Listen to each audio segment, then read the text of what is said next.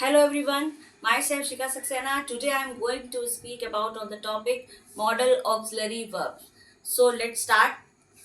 देखिए, today my topic is will, would, shall, should and must. तो हम आज इन पे बात करेंगे कि इनका प्रयोग कहाँ कहाँ पे किया जाता है। तो पहले हम बात कर लेते हैं will का प्रयोग। will का प्रयोग होता है फ्यूचर के लिए, यानी भविष्य की बात करने के लिए हम प्रयोग करते हैं will। डिटर्मिनेशन, दृढ़ इच्छा, जहाँ पे बात हो कि हाँ ये काम कर लेंगे, तो डिटर्मिनेशन हो गया। प्रॉमिस, जहाँ पे हम ये प्रॉमिस करते हैं, वादा करते हैं कि हाँ हम ये कार्य करेंगे। तो जैसे मैंने पहला उदाहरण यहाँ पे लिखा हुआ है, ही विल रिटर्न टुमारो, वह कल वापस आएगा। तो ये क्या हो गया, फ्यूचर की बात कर रहा है कि कल वह वापस आएगा। ठीक है, ही विल गो टुमारो, जैसे कि वह कल जाएगा। ठीक है, तो ऐसे ऐसे मतलब कि ये फ्यूचर को आइडेंटिफाई कर रहा है। ठीक है, नेक्स्ट अगर हम बात करें डिटर्मिनेशन की, तो दृढ़ इच्छा होती है कि जैसे he will do this work या he will fight, he will fight surely. ठीक है, नेक्स्ट हमारा है जैसे कि ही विल फाइट श्योरली, मतलब यहाँ पे एक दृढ़ इच्छा करिए कि वो जरूर लड़ेगा। ओके, प्रॉमिस की बात करते हैं, तो प्रॉमिस यहाँ पे जो भी प्रॉमिस कहता है वो एक इंटेंशन के साथ किया जाता है, इंटेंशन के साथ किया जाता है प्रॉमिस। जैसे कि अगर हम ये कहें for example, will you accept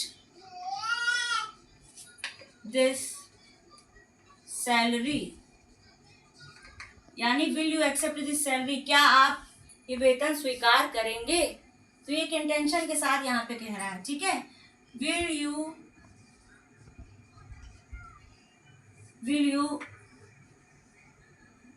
give me your receipt।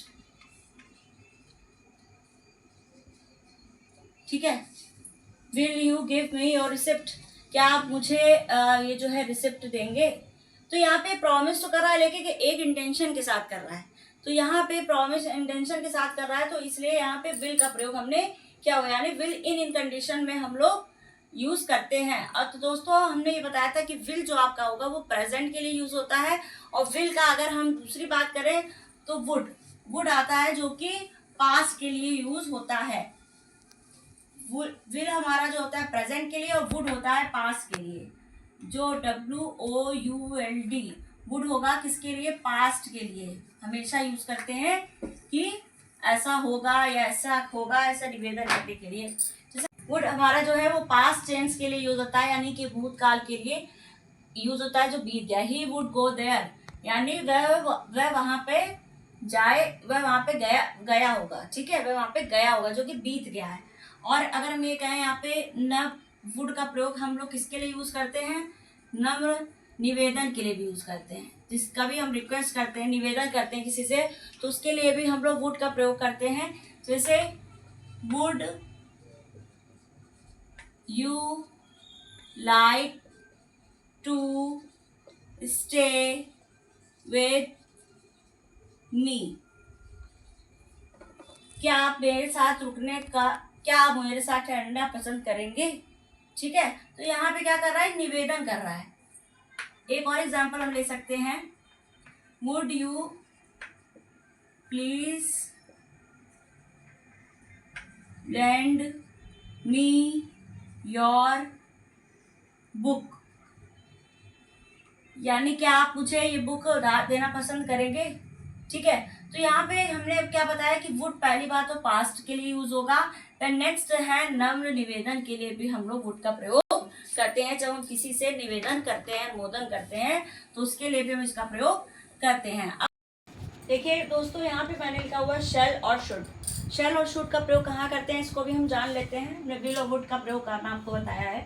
देखिए, शैल का प्रयोग करते हैं फ्यूचर के लिए, किसी को ऑर्डर के लिए, प्रॉमिस के लिए और थ्रेट के लिए। थ्रेट जिसको हम बोलते हैं धमकी। ठीक है, और शैल का प्रयोग हमेशा हम आई और वी के साथ करते हैं, आई और वी के साथ प्रयोग करते हैं। फ्यूचर को भी बताने के लिए प्रयोग करते हैं। जैसे I shall go there, I shall go there, I shall return from there, यानी मैं वहां से आऊंगा। मतलब जब भी हम फ्यूचर को आइडेंटिफाई करेंगे तो हम शैल का प्रयोग करते हैं।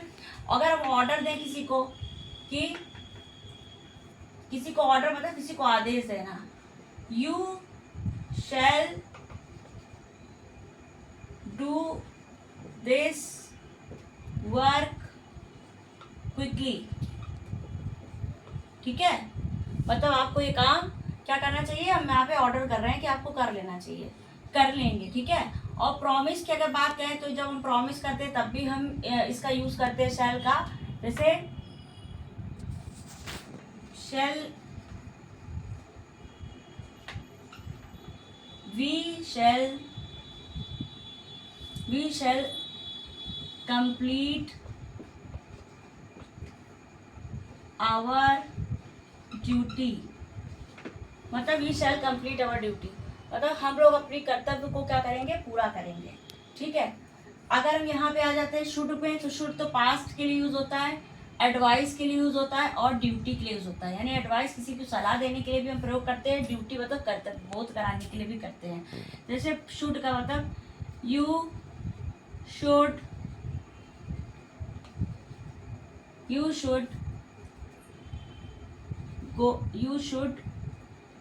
Read this book.